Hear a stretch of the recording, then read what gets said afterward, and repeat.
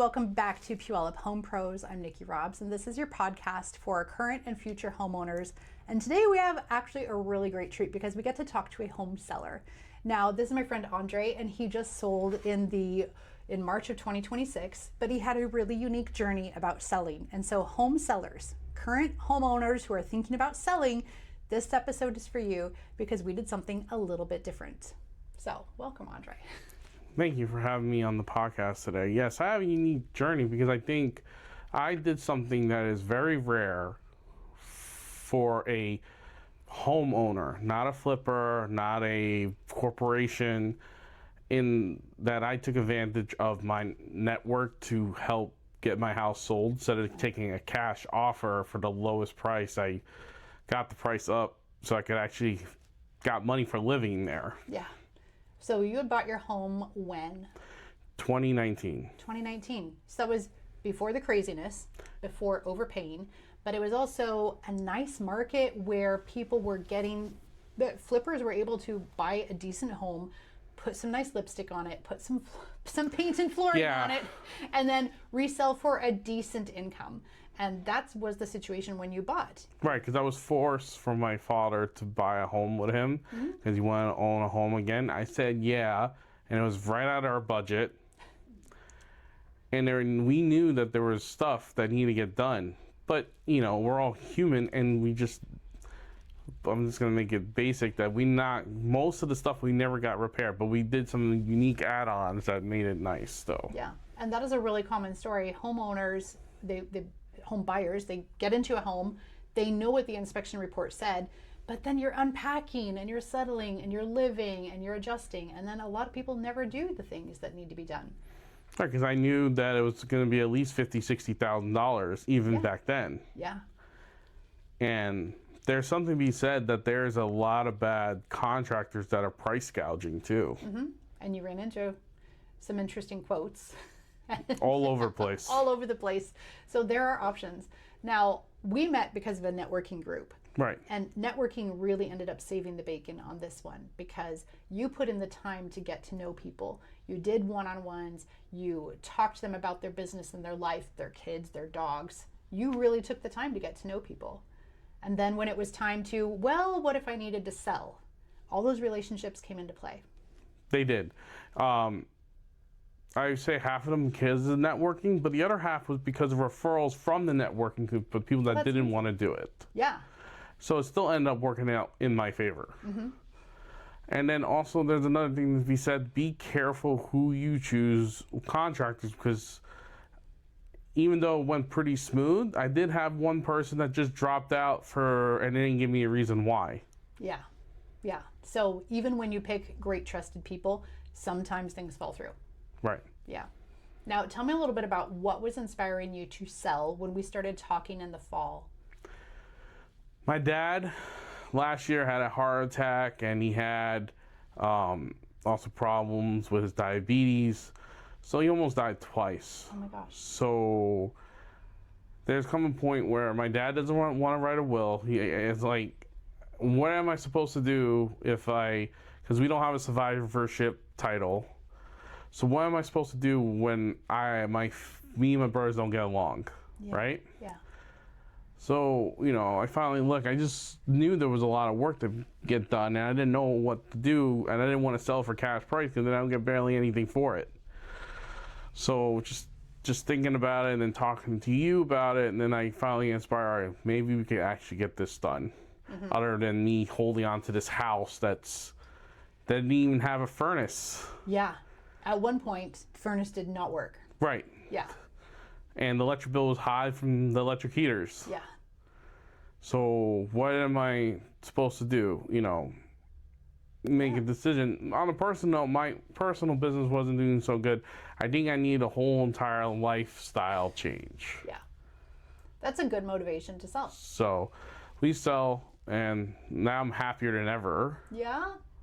Good. Just not stressed as much. Yeah. Like tomorrow, I'm going crabbing in Westport tomorrow. Yay. Something Just you love to do. no one overbearing and no need to pressure.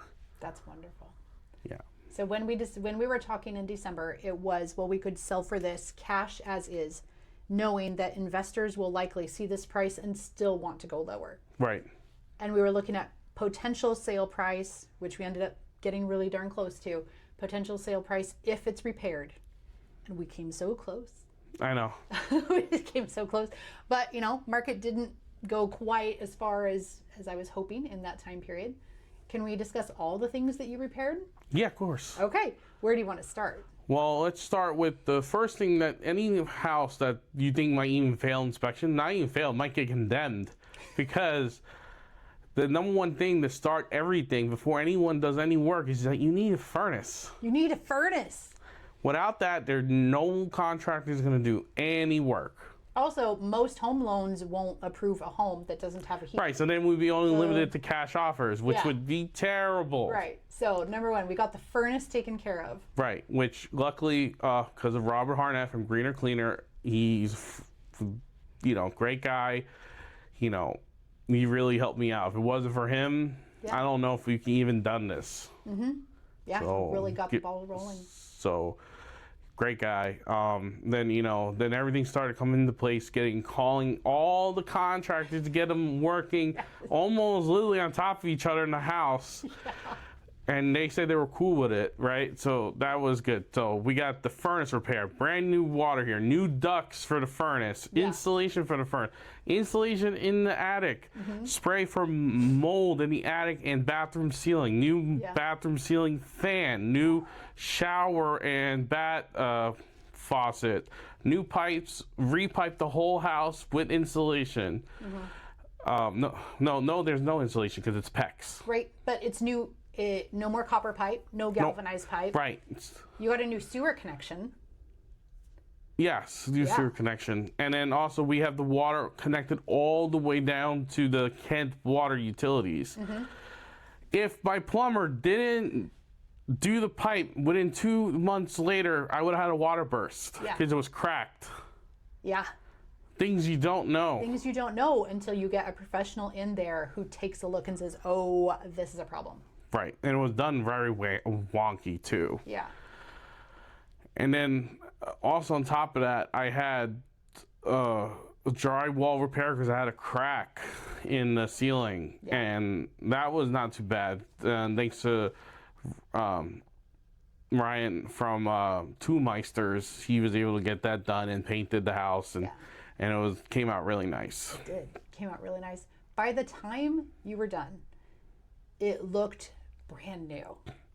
I didn't want to leave. I know. Here's something unique. Home sellers, listen to this, because here's something unique we were able to do because of our relationships. All the contractors got paid at escrow. Right.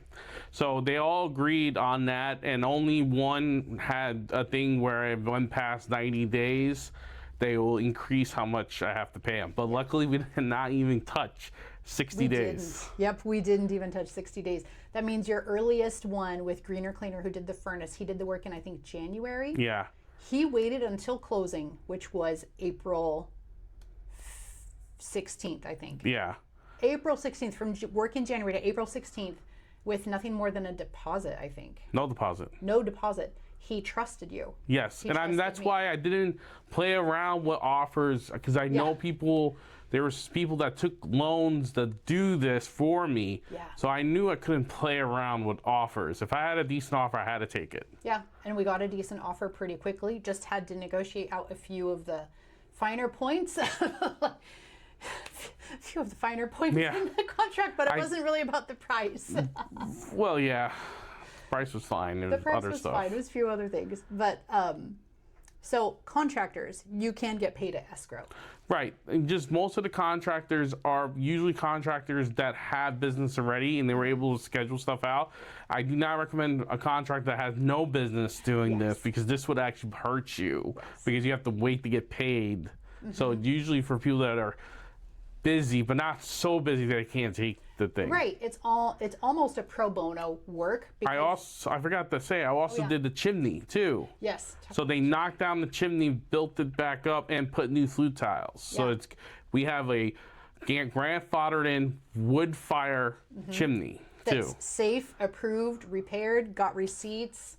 It's good to go. Yes. Sorry, I forgot about that. No, it's always good to too. And also, one thing that was not discussed because it's not contract work, but we got some of the roof tiles repaired, and we had someone that cleaned the roof, the gutters, and the curb. Yes, it made a big difference on curb appeal, making sure that there was no algae and no moss, nothing to distract the eye, so that your driveway, your curb, and your roof all look pristine and brand new. Right, and people thought it was a brand new roof. Yeah, they did. They sure did. They'd ask me all the time, how old is the roof? Well, it's not brand new, but sure isn't old. Yeah, just be careful, guys. When you sell a house, it's awesome, but for people that are buying a house, watch out for flippers. I don't like them at all because they only do cosmetic fixes. They don't actually fix any problems. Yeah, that's why you should always have a home inspection. Right. Know what you're getting into, and then always work closely with your agent on what can you do. Very important. I think everybody should have a pre-inspection for sellers because then people can come in, they already know. Yes, they could get their own inspection done because sometimes FHA loan, you need to get the inspection regardless. Yeah. But if you do that, you're going to open up to people that are qualified from other loans, like a regular commercial loan or a veteran's loan, and maybe you could save the potential buyer some money. Was it worth it too to have that pre-listing inspection? Yes, because it allowed people to look and know that I'm not lying about what's getting repaired, because there's too many times where someone can say something but it's really not fixed. Yeah, so true. And now that you're released from home ownership and you don't have to worry about the furnace or the water heater breaking, what are you doing now? Well, I got a job to sell timeshares. Okay. So that's going to be up in Seattle. And what's later this year, I'm going to start a sandwich business. Yes, and now you have time and you have got space in your brain to launch something and think about something new. Right. You know, what I was doing, right area, wrong product. Oh, yeah. It's all business development, isn't it? Right. It's just like right field, like talking to people, but wrong product for me. Yeah. You're more excited about this. Well, I'm more excited to sell premium sandwiches because I'm going to say this. I ask people all the time, what's an iconic Pacific Northwest sandwich? And nobody gives me an answer. Oh, you know what's crazy? The Seattle dog, I didn't know was a thing. I think it sounds terrible. I haven't been to T-Mobile Park, I think, ever. So how else are you going to run into this terrible idea of cream cheese and onions on a hot dog? Right. So I'm from New York, and we pretty much known for hot dogs, and we don't like that most of the time. Okay, good. So what's an iconic sandwich for us? Does anyone answer? I think an iconic sandwich is going to be a crab roll. A crab roll? All right. Like a lobster roll? Yeah. But our own take on it, because a lot of people put chives and stuff like that. For me, it's going to be a brioche toast, homemade. That, brioche, I make a whole, toast it, take it out. The crab is from live crab that morning, boiled, hand picked with gloves. Yeah. Then we're going to put it into homemade clarified butter, which is going to be seasoned with sea salt, olive oil, herbs, and garlic. That's exciting. So then we dump it in there, and then we take it out, put it on the roll, then take some clarified butter, drizzle it on top, and top it with Parmesan cheese. Okay. I like crab enough to do that. I can do that. I am not going to be measuring the weight on the crab. You don't have to think that, it's 4 ounces or I need another 2 ounces. No, it's going to be built to fit. It's going to be hefty. Huh? It's going to be proportionate to your bun. Right. Right? It's not going to be, a little schmear. That's only one of the sandwiches. Please find out later this year. You're going to really want so keep us posted so I can put a fresh link. I will. Yeah. When I get it started. Exactly. When it started. One thing also with the house sellers, guys, once you get it all fixed up, you're not going to want to sell, but you have no choice because you have people that are like creditors. Yes. Yep. So all of our contractors chose not to get paid from you. They called me. They called you. We had lots of conversations with a couple of people about how long will it take to get paid? How long does it take your contractor to get paid? It takes whatever time it took to do the work. Everyone's got to finish. It's got to go on the market. And I was really passionate about telling them, we're going to do everything we can to sell quickly. And you were on board with that. Right. I didn't fight you on that. I'm like, because there's some people you're going to want to try to get the most out of your money, right? But people took a gamble on you. You can't try to wait until June to get the thing. Yeah. We needed to move quickly, sell quickly, get the right offer at the right price, and it all came together. Then the contractors have to wait the entirety of the closing process, get through inspection and appraisal and all of that. So you're already looking at 60, 90 days, and that's already at their limit to what they want to wait. Exactly. When they've got to make payroll, they've got the DOR, they've got taxes to report, they've got a lot of things going on, and they know that maybe 10 to, what was the largest one, 20,000? Yeah, it's over 20,000. The largest bill was for 20,000. A brand new electrical panel, most beautiful electrical panel I've ever seen, is at that house. Yeah, I am not kidding. It's the best one I've ever seen. But that was $20,000, and that's not something you could, as a homeowner, just oh yeah, sure, 20,000, 10,000, 5,000, and we'll just repair the whole house. For this situation, getting paid at escrow was the only way all these repairs were going to happen. Right, and if I did it, there would have been a big difference in how much I would have walked away with. Probably a difference of over 100,000.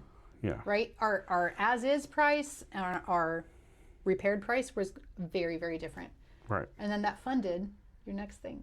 Yes, and that's going to be awesome. I Be couldn't awesome. have done it with Nikki giving me the ideas for it.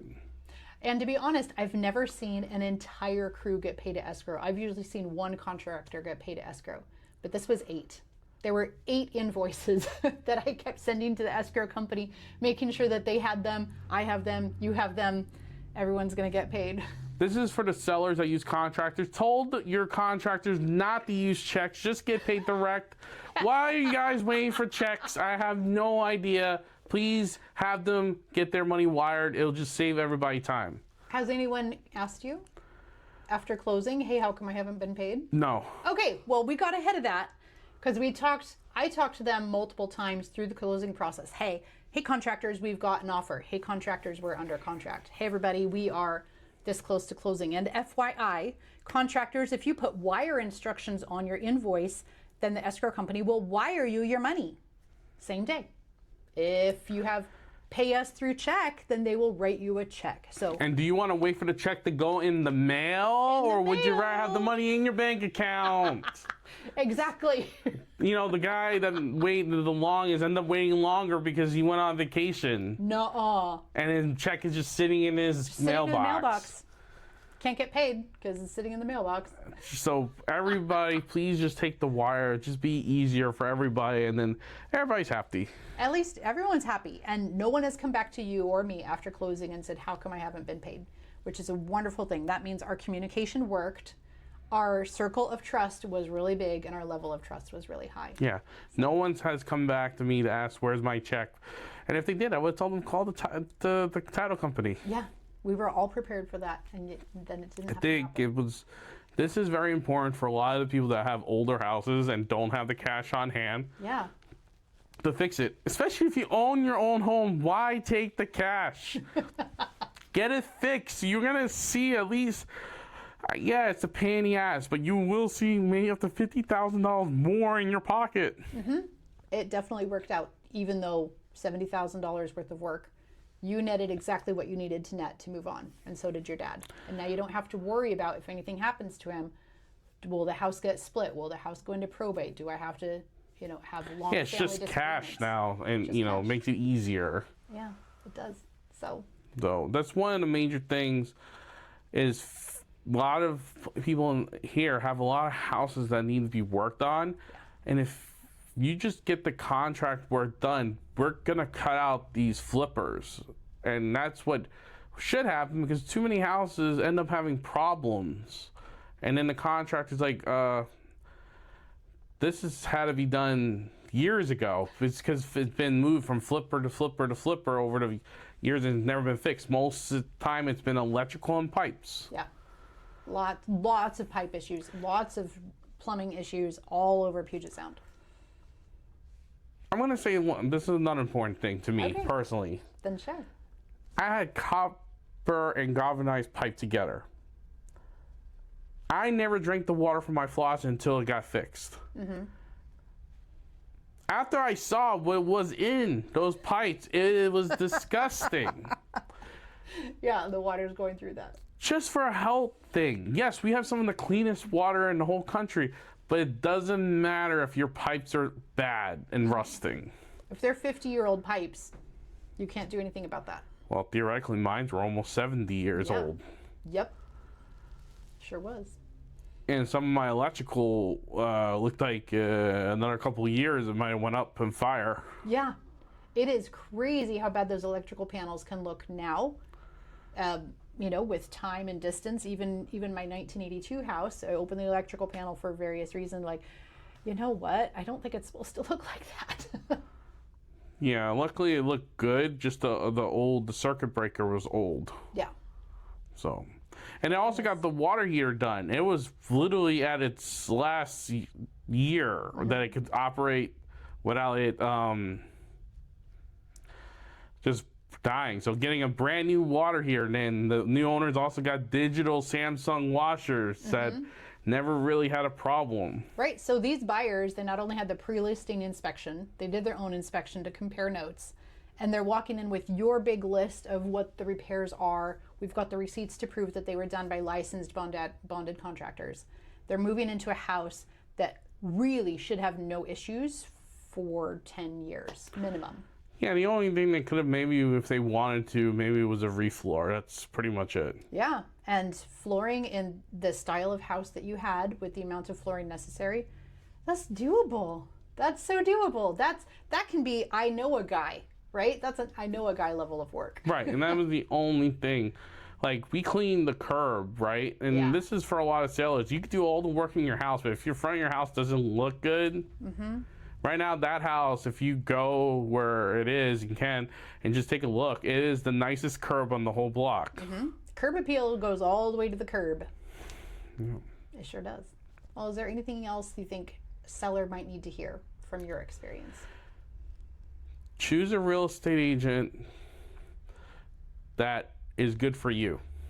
So that means don't choose the first one that you did. That's the mistake I made when buying the house.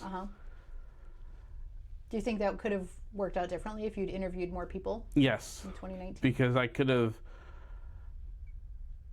looked more. I would have taken a house that was further south, right, or east, that had no repair needed to be done. Okay. That should have been what I should have done. Because it would have been nice to go, and then now when I sell it, I didn't have almost $70,000 worth of repairs. That's the only thing I would have said differently. Yeah. Make different choices back in 2019. Yeah. Yeah. If only, right? If only we could all be so lucky to time travel Everybody a little wish bit. they could go back in time and change things what they did. Yep. Just a little bit. You can only fix the problems that come up now. That's true. I'm so glad we were able to get through it, get exactly what we needed, that we had friendly contractors that worked with you, worked with me, trusted the process, that we got a good offer when we did. Yeah. It all worked out. I also think it's very important that having friendly contractors that answered their phones and didn't get mad for waiting an extra week is important too. Yep. Hey, contractors, answer your phones. Yeah, there was a few times where I couldn't reach people and it was pretty frustrating. Yeah. But also the price gouging. Guys, please shop around and don't go off the first ones at Google. Find some smaller contractors. And be careful of the mold remediation guys. They're more of rebuilding. They want to knock stuff down when it's not necessary. There are many options when it comes to mold remediation. What's right for this house may not be right for this house. Right. And just like roofing. Right. Just be careful Shop who around. you choose. That's because sometimes they want to do extra work that is not needed. Make sure you're clear about your goals with your contractors. Right. Just don't do whatever they say, because they're going to do what they want to do to make money. Sometimes. So that's why you have to shop around. Shop around. Awesome. Well, thank you so much for being here today. Of course, Nikki. No problem. You got me through a very stressful time. Yep. You look happier now. Yes, I am. There. That's what matters. Yeah.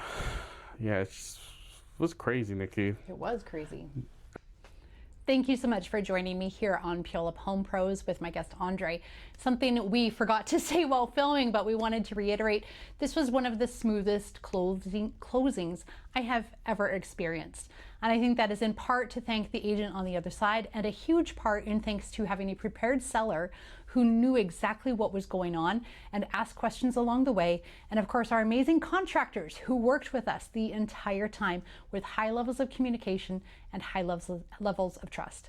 So thank you to everybody that worked on Andre's house. I will be shouting you out and giving you credit in the show notes. So share away. You made somebody really happy and made their dreams come true. Thanks. Join me again on Puyallup Home Pros and get introduced to someone that you might need for your next home purchase or your home sale. Thanks, and let's get you home.